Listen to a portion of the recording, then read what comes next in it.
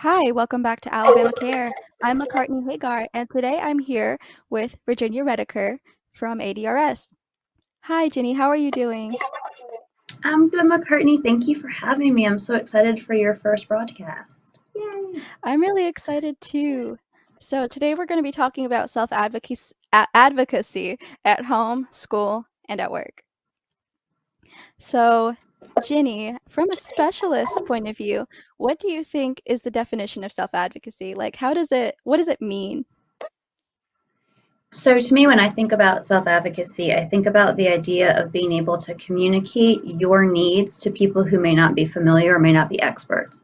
And so, what self advocacy really means when I think about it in terms of where we work here at CRS, I think about the idea of being able to understand and communicate typically medical needs to the people around you, whether those are your physicians, whether they're your school team, or whether it's friends and family. It's learning how to be able to articulate what you need in a way that people who don't have that expertise can truly understand and be helpful and be part of maybe your team.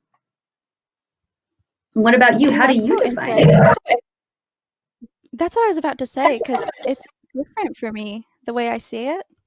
So for me, self-advocacy is knowing like who you are, what you need, and feeling comfortable enough to stand up when maybe someone doesn't know what you need or also doesn't want to give what you need.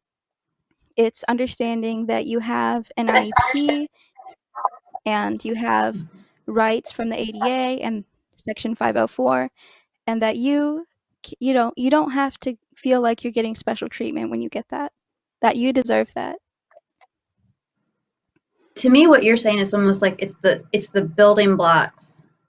If you don't know who you are, and if you don't know what you need, you can't even begin the process of self advocacy. And so the first beginning point always has to be, to the best of your ability, understanding who you are and what you need to be successful. So I feel like there's a lot of connection and commonality between our two ways of looking at it.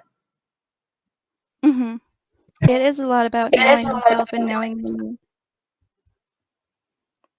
Do you think that self advocacy is something you can only engage in if you are a person who has a disability or limitation, or do you see it as something that every one of us has to engage in on a regular basis?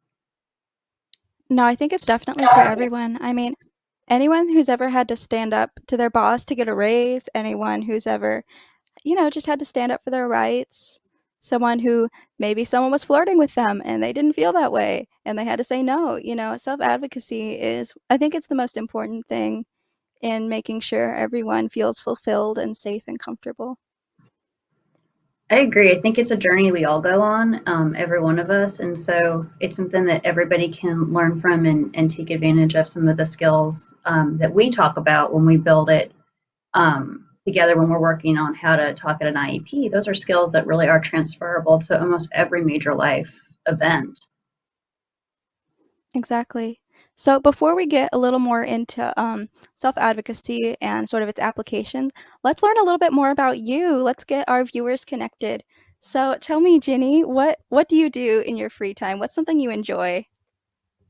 What do I do in my free time? Ooh, I read a If you have lot. any. So, oh, if I have any. So I do have two young kids. So I have a 10-year-old and a 6-year-old. So that is free time is not necessarily something I have a huge amount of.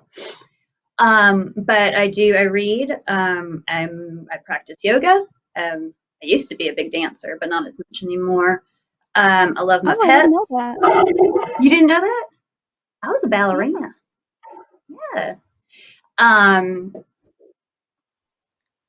oh gosh, I don't feel like I do as much as I used to do. I feel like a lot of things are things I used to do. But I do love reading. I know we've talked about sci-fi and fantasy books a lot. So that's one of my favorite activities when I've got some free time.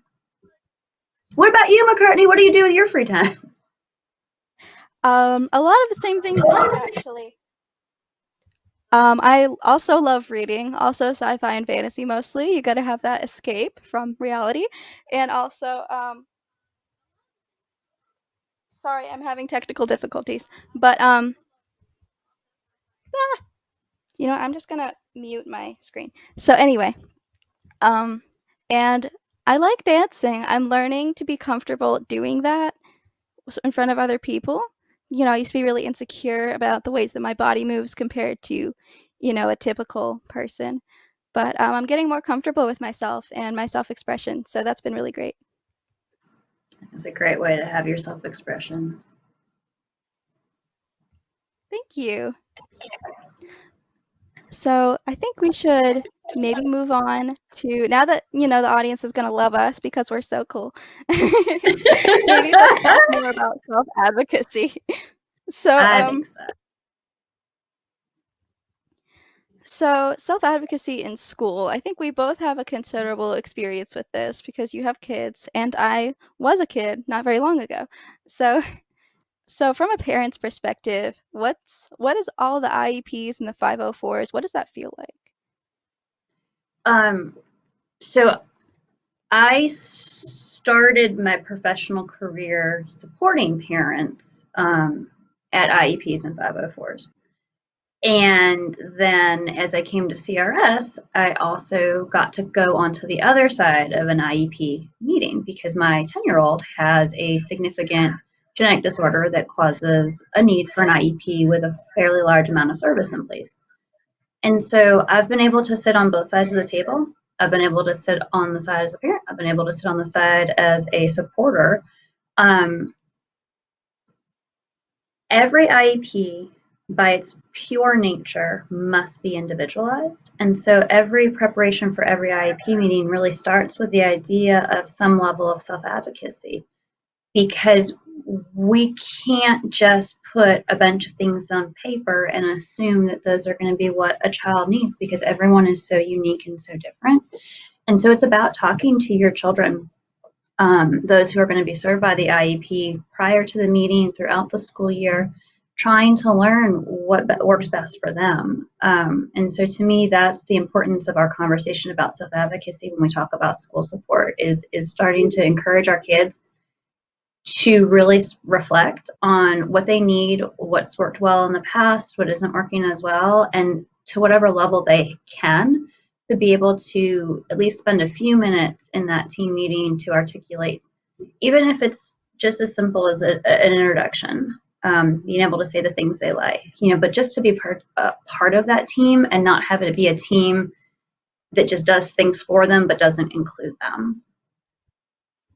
I totally agree. I know a lot of people that didn't go to their IEP meetings until maybe they were, 17 or 16.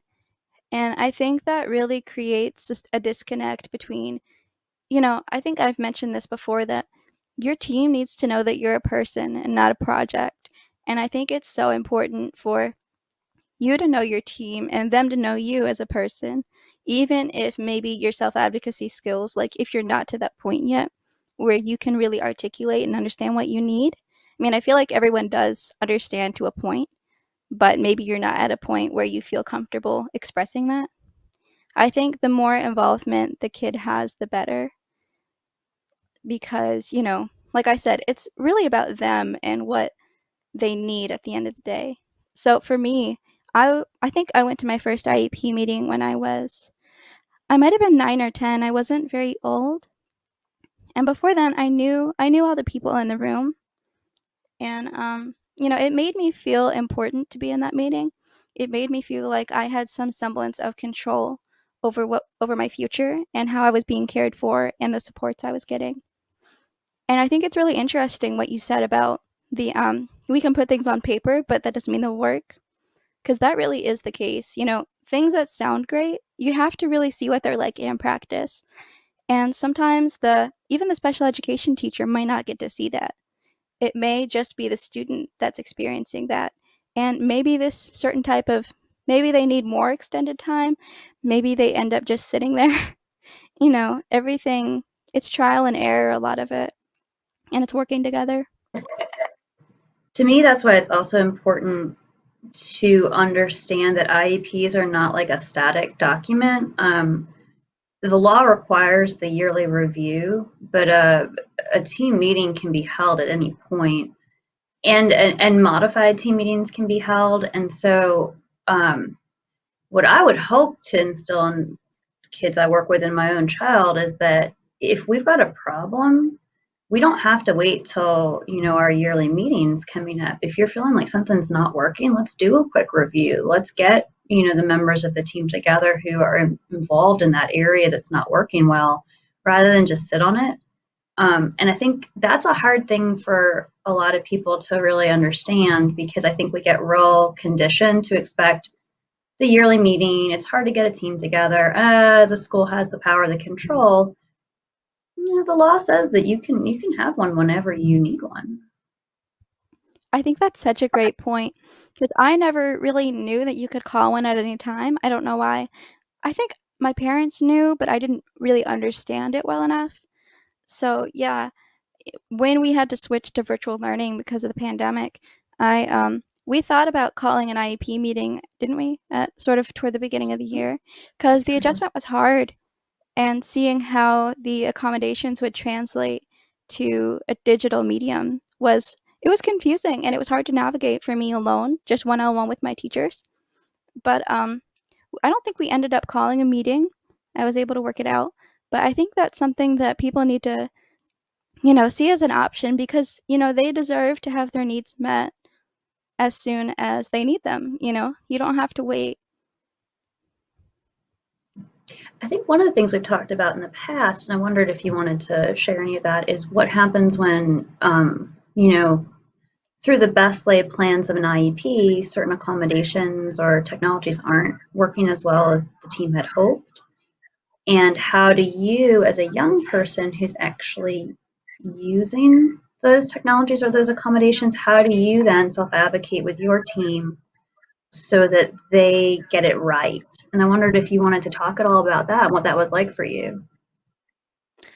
I think that was the hardest thing, especially when you have a good team. Because when you have a good team and then what you get isn't working, you don't want, they had the highest hopes in the world and you don't want to disappoint them.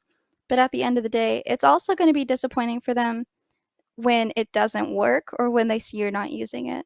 And I think that's something important for consumers to remember. You're not letting someone down. You just need to work with them better. And my rehab engineers will tell you, I've gotten into the practice of sitting there forever deliberating on buying a new technology because I want it to work and I want to make sure I've thought it through. So I think the biggest thing there is make sure you're involved as much as possible in the process of getting the technology and ordering it and picking it out.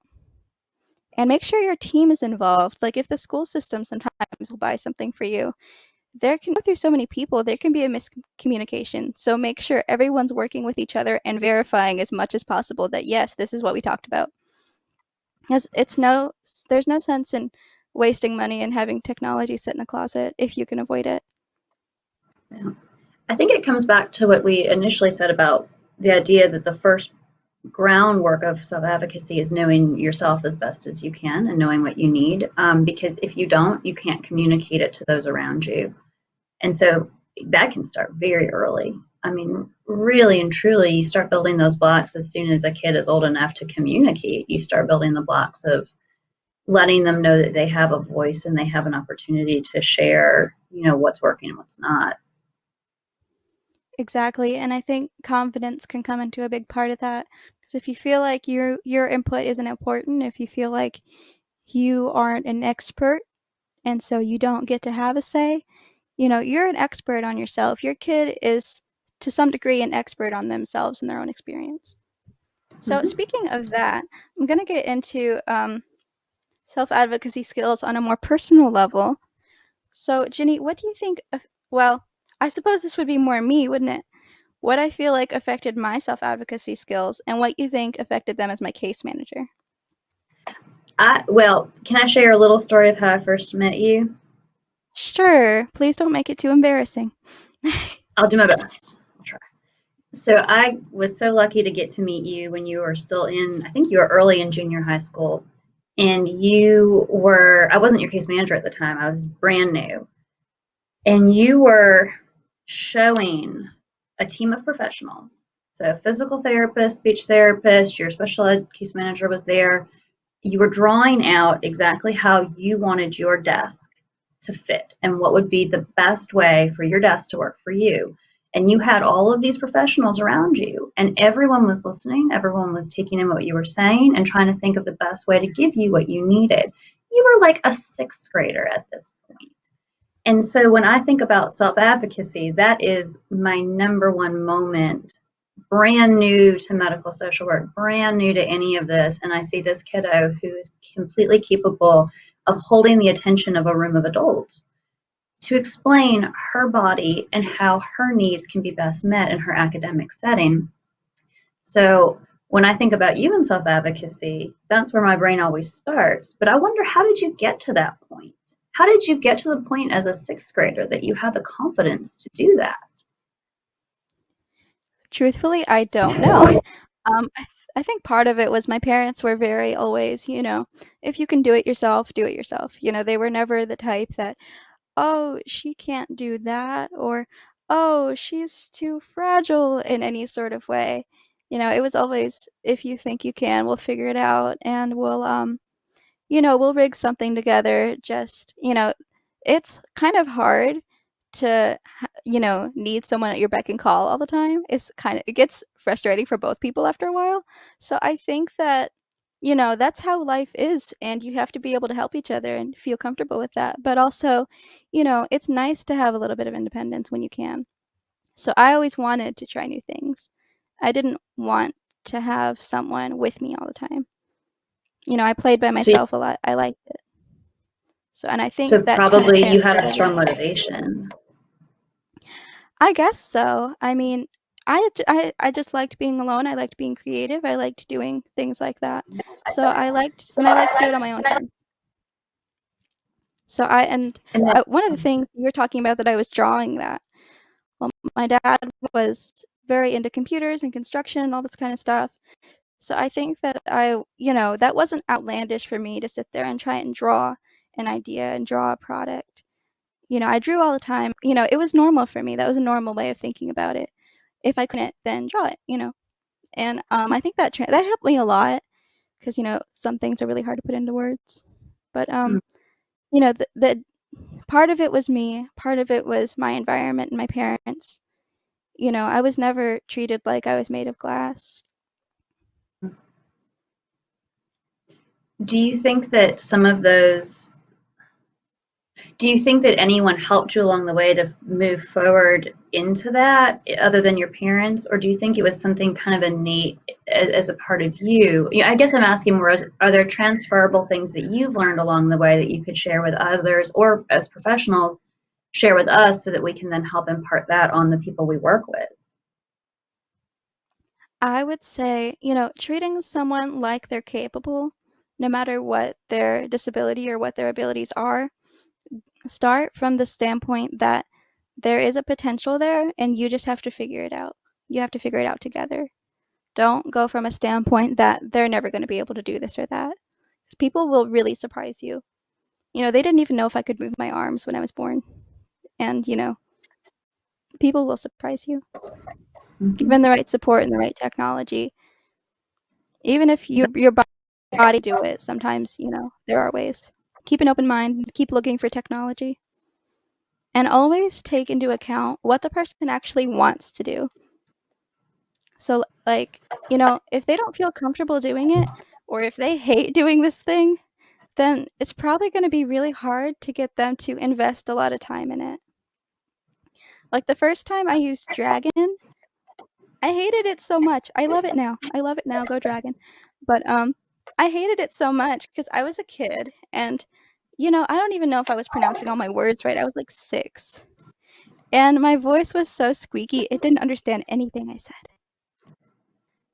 And the only way to train it was to read these silly stories out loud in the living room.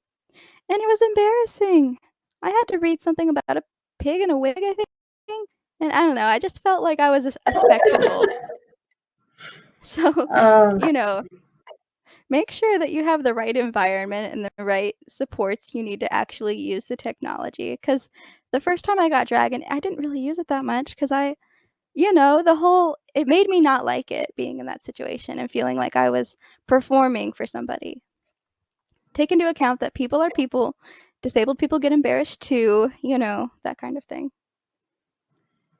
How can we, how can we, as those who are lucky enough to get to work with young people with disabilities, how can we help encourage kids to push through a little bit when we are offering some stuff that we know is going to be a little bit of a learning curve? Do you have any suggestions about things that helped you motivate or helped you feel like, okay, it's worth keeping on even though I don't feel comfortable with this right now? I really don't think I was able to do that very well until recently, because I'm very shy, surprisingly, like more when I'm on my own for some reason. Like I'm just, it feels weird for me to try new things sometimes, especially new technologies and new ways of doing things. But I think focus on what the person will gain. Try and think of it not just from an academic standpoint, but also how this piece of technology or how this new accommodation, how it can apply to what their hobby is. Like, if they're in sports, if they like sports, for example, and you get them dragon and they're like, I don't know about this. This is kind of weird. I'm just talking to myself. Well, think about it this way. If they have Dragon, they can use they can surf the internet so much easier.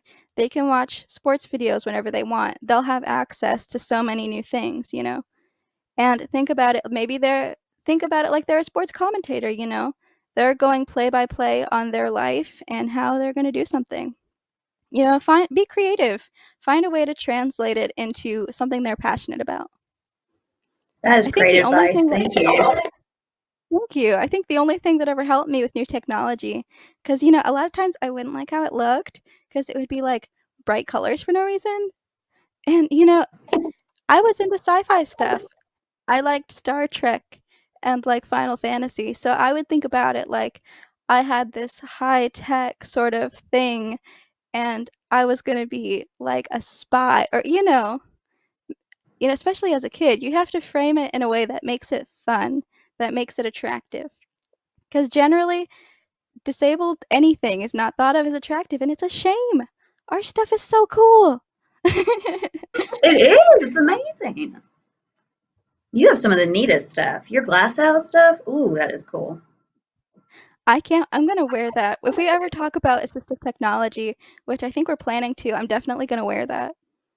I I didn't think you wear it today because I absolutely. thought the light might be a little distracting on my face. I So can see while we that. have sorry, if you want to add anything, go ahead. Well, I was going to ask you a question that was on our little list, but if you've got something else you want to ask. First, I want to take a moment to acknowledge the comments and say hi to everybody. So my Oh, friend yay. Lacey is watching. Thank you, Lacey. I love you, friend. So, also Alex says we're looking good and sounding good, so thank you. And Sarah Williams says hey, so hello. We love you, Sarah. Sarah. And Zui from the Philippines, she says hello, Mac. Hello to you too. I'm so glad things are going well for you. Um, Debbie Johnson says she loves this informative presentation, and I'm so glad that people are getting learning something from this. I wanted it to be engaging, so I'm glad.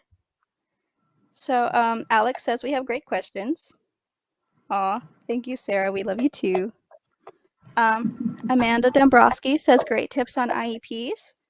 And Donna Smith says hi. So hi, Donna. It's good to see you. So now that we're caught up, thank you everyone for watching. We're going to move into our next phase, and I'll check the comments again in a minute. I just wanted to take a moment to know that we're grateful that you're watching. And, if you have any questions about anything, feel free to, you know, send them over. We'll be here. This is your chance to consult with the expert and me. I think you're the expert. I'm just here. I'm just here for backup. I'm the expert on maybe me, but that's about it. We're all You so are different. Which, there you go. There's our main point of self-advocacy. You are the expert on you, nobody else. I would So, like to Ginny, ask you a you said question. you were Speaking gonna. of, oh, sorry, go ahead. No, I was gonna. Actually, I was just saying, what were you gonna ask? I'm curious now. I was going to ask you what you okay. So you have now you're on your way to graduating out of the CRS program. You've got a few more years with us, but soon you're going to be moving fully into adult services.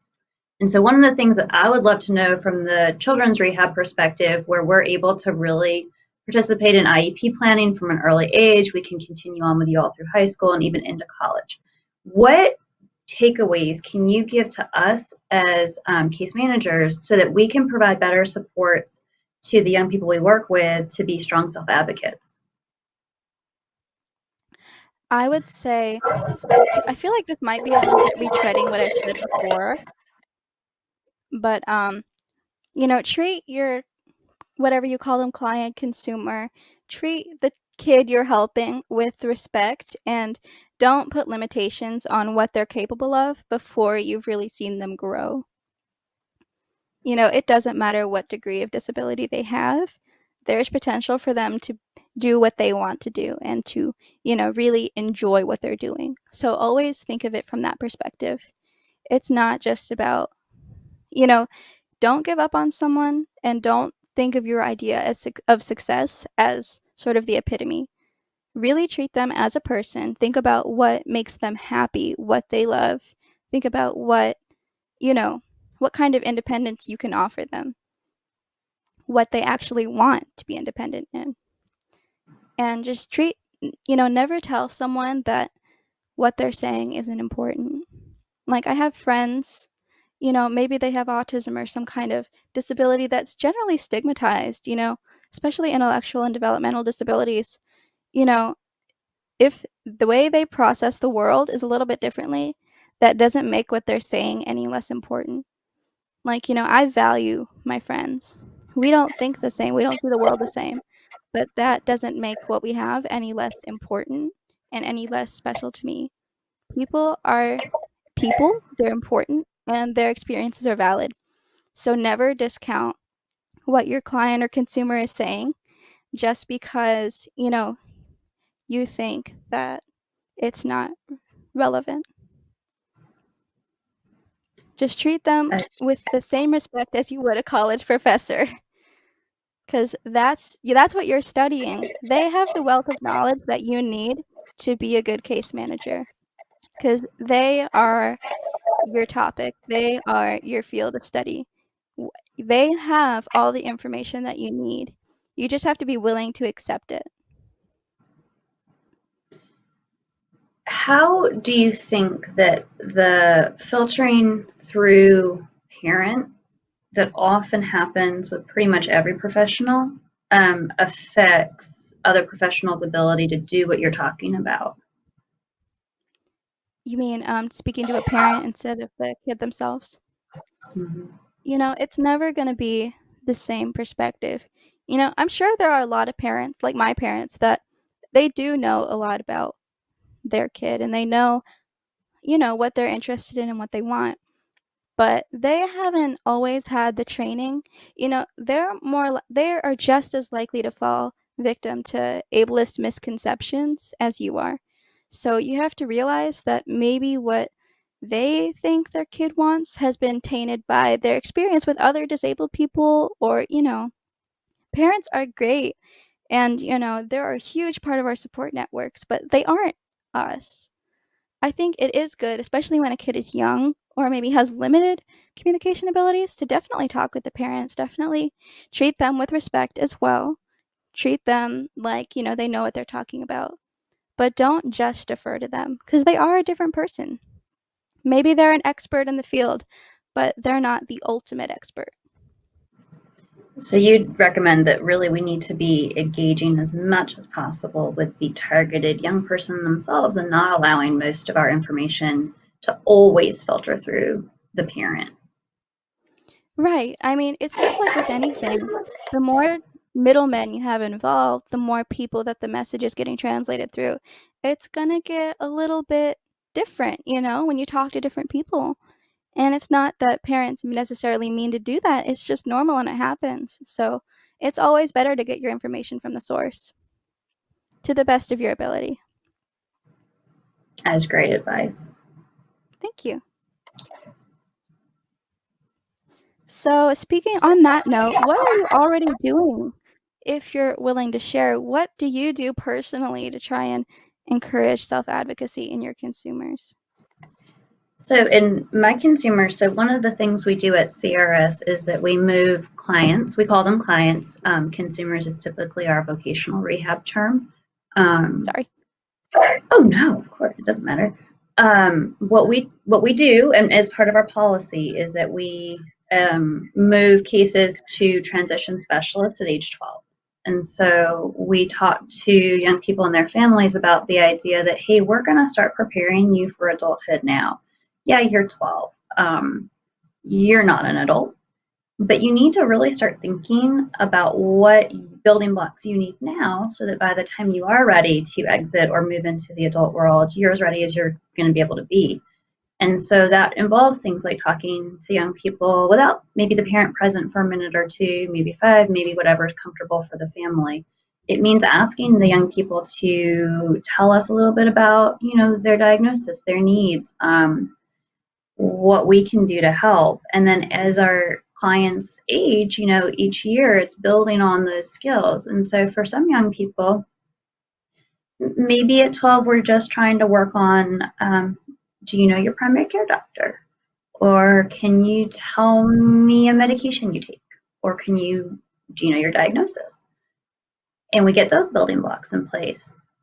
And eventually we hope, if it's possible, to get to a point where when they exit our program at 21, they can tell a provider the majority of their diagnostic needs. They can tell a provider what medications they're on. They understand that there's insurance and that that's how things are covered.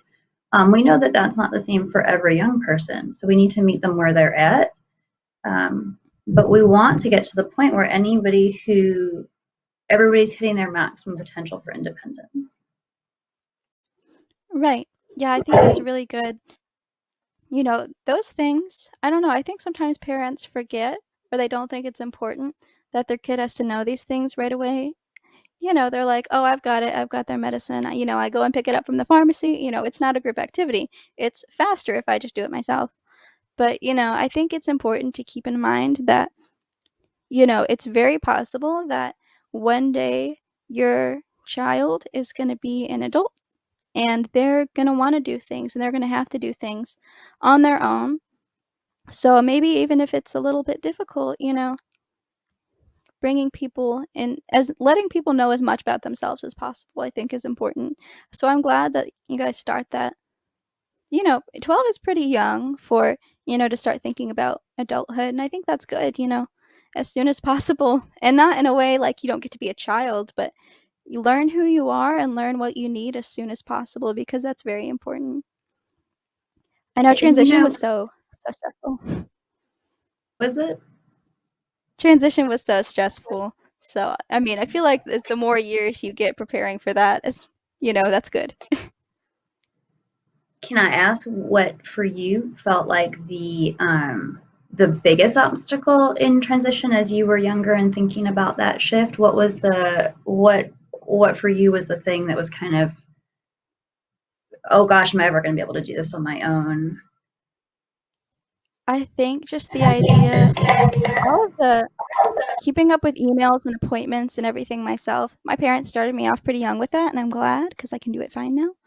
But that was really overwhelming at first because it's not like school where you go home for the day and then you're done. Because then after you get home from school, you have to reply to all these emails and make sure, and you have to have a schedule. You have to keep track of things. Staying organized is so hard when you're used to just being a kid and kind of floating through life and everyone's got it taken care of for you. I think that transition to being the administrator of your own health is really hard. Also, we I have think a that's hard for question, all of us. Oh, and I think, Ginny, you're probably going to be the only one that can answer this since I'm still technically on CRS. What are adult services? Lacey Smith wants to know more about adult services. Okay, so adult services have a pretty large range, and it depends a lot. Again, it's sort of like an IEP. What does your kid need? What's going to work for yours? Basically, when we think about transition, we're almost like we're rebuilding the IEP team, depending on when you start to exit into adult services. So some people will exit, they'll graduate high school at 18, they'll be moving on to the next step, and that's when you kind of have to rebuild your service plan. Some kids will stay in school till 21, and then you're rebuilding your service plan like a little bit later on. But adult services, when we Jenny, think about ADRS, I just wanted to interrupt. You know, Lacey will be using these services not as a parent, so anything you could offer as to a client perspective would be really helpful here. Sorry to cut you off. I just thought that would be useful information for you to kind of that is, reframe how you're.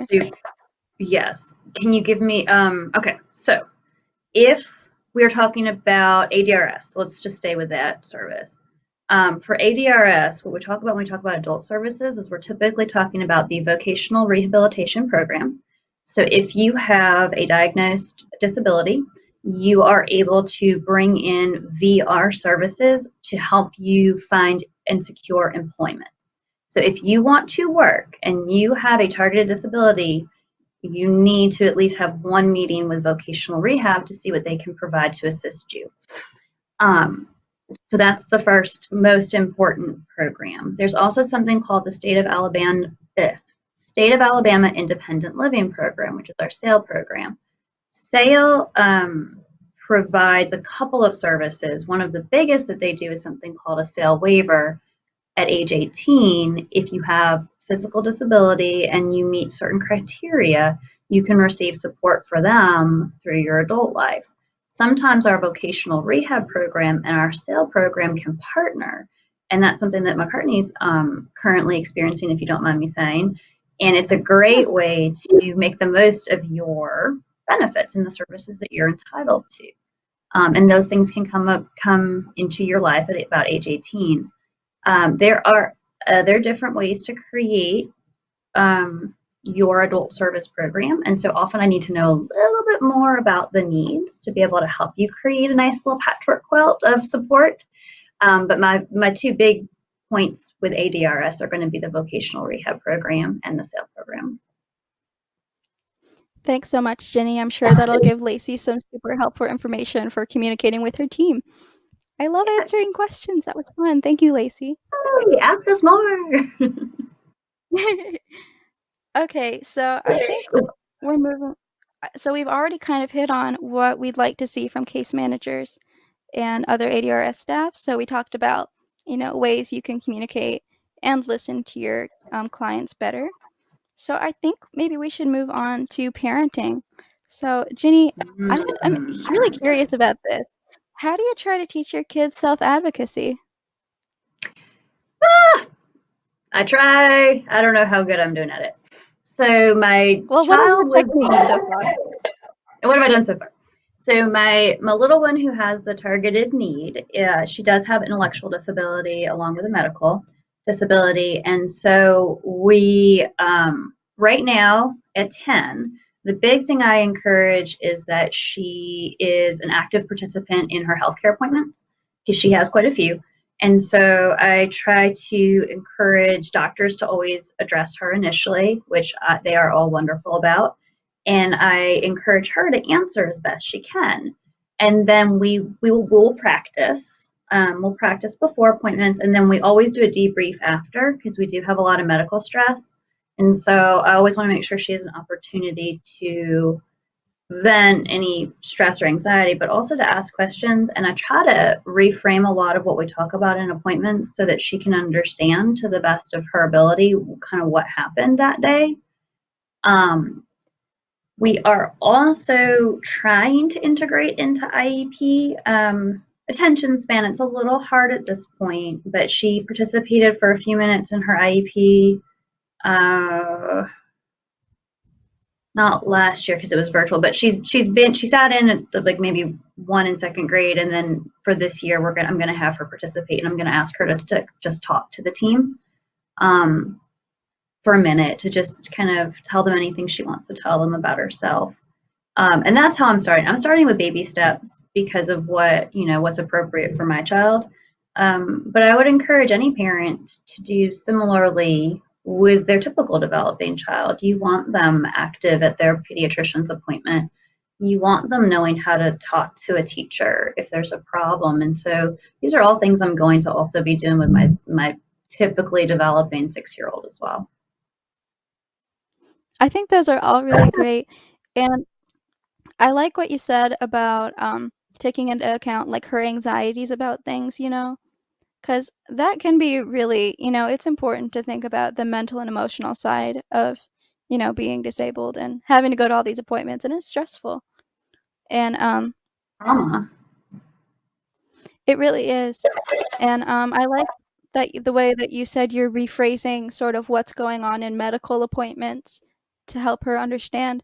I think one thing, and I'm even bad about doing this, is, like, when you know about something, you tend to slip into using jargon and using all these terms that most people don't even know, have never heard, and that really just makes your content inaccessible, and honestly, I'm worrying about this video a little bit.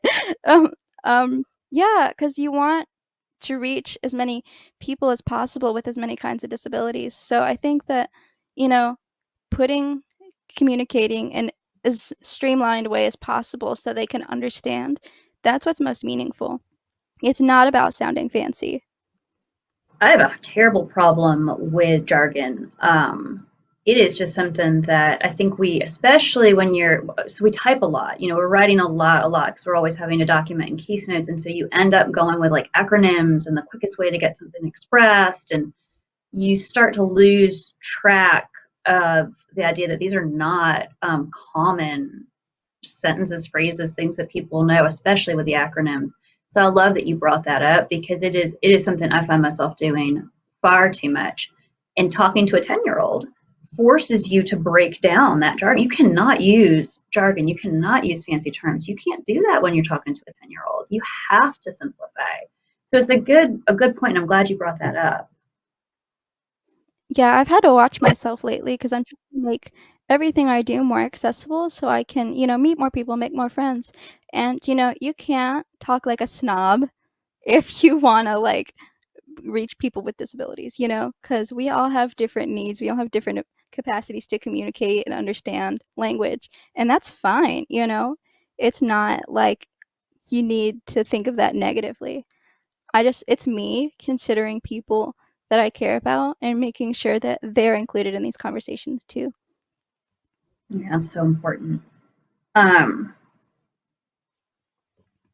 Just looking back at Also, to keep us on track. we have a quick question from Oh, great. Lacey again. Who do you call? You talked about all these services, but who do you actually call to get that started when you were Okay. talking about So, PR? yes. In fact, I was about to go turn to my wall of phone numbers. So vocational rehab, my wall of numbers. Vocational rehab has locations across the state. And so, Lacey, it does depend on where you live, where you would call. There is a general interest line. We also have a website. And so I might say, since I don't know where you're from, I might direct you to the website. So it's adrs.gov, I believe. But I also can direct you to our main Montgomery number if I have it. What I may have to do is put up our main contacts later on, linked to this presentation, because I do want to make sure that you get that information. Or if you want to type us real quick where you are, I can get you a number real quick. Yeah, we could put that in the comments either after or if you have access to the broadcast now, you could. I'm having a little trouble typing right now with my setup. Like I can read the comments, but replying is a little difficult. So, So yeah, Lacey, if you can also always call. Let me think. You could probably just call the main number in Montgomery, but of course that's not something I know offhand. I only have our Homewood. And if you want to call me in Homewood, you can call 205-290-4550, and we can usually redirect your call to the office you need. So again, that's our Homewood office, 205-290-4550. thanks so much, Jenny. That's super helpful and I'm glad we're able to help people get services because this is really important. Okay, McCartney, should we do so a quick shout out to Step Clinic just as another medical option for transitioning and yeah, absolutely. yeah. I think you'd be better to do that than me, though. You can explain it better. Just yeah, just as a thought for those of you who are transitioning and are in the process of trying to situate your medical homes, if you've moved from pediatric to adult care, UAB now does have a new program launch that provides wrap services for people who have disability of childhood onset. And so if anyone is interested, you can call the UAB Access Center. You can find that number online very easily. It's one number for all UAB appointments. And there you can meet with a social worker. You can talk about all of the things that McCartney and I are talking about today, along with your medical care. So it's a great way to wrap all of your professions kind of into one place. So just something to think about too, if you're somewhat local to Birmingham and need a little more support connecting to all the resources that you're eligible for, but you're not sure kind of how to get them started. Give UAB Step Clinic a call. Call UAB Access Center. Yeah, I love Step Clinic. I think it's really like, it makes it so much more accessible to get all of your, care done because you can do, you know, your just general doctor's appointments, and then you also have access to social workers and people that are gonna connect you to services like Lakeshore, things like that. So you basically have all of your team, your medical team in one place, and it's super convenient, and, I like it a lot. So I would definitely Put the number in recommend the it. chat. Awesome, thank you, Jenny. Okay, so I guess this one's for me. How I think my parents built my self-advocacy skills. I think we kinda talked about that, didn't we? We did. We've kind of hit on a lot of that. We might be done. Can you We believe really it? might be. We might have done it in an So hour. look at us go. No rambling today. So, just to wrap up, any final words? The last point we have is what we'd like to see more from parents, and, which I guess is gonna be a conclusion of what everything we've talked about today, right? Yeah, I think so. Do you want to share a little bit about what you would like to see more, or what you would have? Don't want you to comment necessarily on your own parents, but just kind of things that you'd like to encourage other parents to do. Advice for me, McCartney. Give me some advice. What should I do? Well, Jenny, I think you're off to a good start, but, just like the sort of the same advice I gave the, caseworkers, just think of your kid not as a forever kid, because 'cause they're not going to be. No matter what their interests are, no matter how they communicate or, how, quote, "childish" you may perceive them, they're gonna grow up and they may want more grown-up things one day, They deserve to have that opportunity, so think of your kid as a person who's just, doing it a little bit differently and doing it their own way, and I think that's a great thing. And, encourage them, make them feel like what they have to say is important, that they're allowed to say no to things. Because, I think that's kind of maybe a problem we have in the disability community is, we have all these adults and we don't really know what they do, especially as when we're kids, and they're just telling us we have to do this and that and this and that. And it's like, maybe we don't want to. Maybe what they're suggesting isn't going to work at all and we know it from the beginning, but we're always pushed to, well, they know what they're doing, or, try it. And I mean, trying is fine, but sometimes there's just things you're not comfortable with, and that's okay. And giving, your kid with a disability, or maybe they're a young adult now, maybe they're an adult, but giving them the ability to be able to say no to things is going to help them so much in the future. You know, Such great that's advice. one of the most important things. I can't really think of anything else. Just treat your kid with respect, They're the expert Mhm. on them, and you gotta learn them how to be the best expert they can. Yeah, I love that. That's great advice. I'm going to take that to heart for sure because the forever kid thing hit me really hard. I think that us as parents, we sometimes really fall into that, and I know I do. So I'm so glad you said that out loud. It really was good to hear, and I'm glad to have heard it from you. Yeah. I mean, I guess I'm privileged enough that I don't necessarily fall into that as much, but it even happens to me, because 'cause I'm young and I look a little bit younger than maybe I am, and I still need help with things. you know, we tend to think of needing help as like a childhood thing, but the truth is we all do. So, Absolutely. yeah. Even if your kid likes kid things when maybe they're 20, that's fine. Let people be happy. It's all good. I think that's the perfect way to kind of end what we've been talking about, is that it's about really how finding your place and finding your joy. Exactly. Yeah. Let disabled people find their joy. Yes, gosh, yes. Oh, Well, thank you, McCartney, so much for today. This has been such a pleasure. thank you so much for agreeing to this, Jenny. I was so happy to get to do this with you. This was very interesting, and I feel like maybe we've shared some things that can help some people. So, I hope thank you so so. much. All right, and in the chat, we'll put the number for the main ADRS contact so that you can find your local adult providers if you don't have one yet.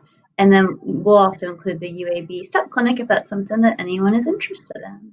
Anything else you think we need to add before we sign off, McCartney? Are you able to check the comments? Do we have any requests? Oh, Let me let me pull that look. real quick. Sorry, I haven't been on to look. I'm not allowed to use Facebook at work. Ah, makes sense. Let's see. Let's see what we got. So, oh, my cousin is here. Hey. Oh, hi, everybody. Let's see what we got. Oh, Oh, Lacey's my in the cousin is Birmingham here. area. Okay. Ooh, stop it. Um, Lacey, if you would like to connect with vocational rehab services, your local VR office is the Homewood office, and their number is 1-205-290 4400. So 205-290-4400 for the local Homewood Vocational Rehab office. That will also get you the sale office as well. You just give them name, age, area you live, and they'll connect you with the appropriate vocational rehab worker. Awesome. Thank you, Jenny. And Debbie Johnson said she enjoyed hearing your point of view. So thank you for being on here. Okay.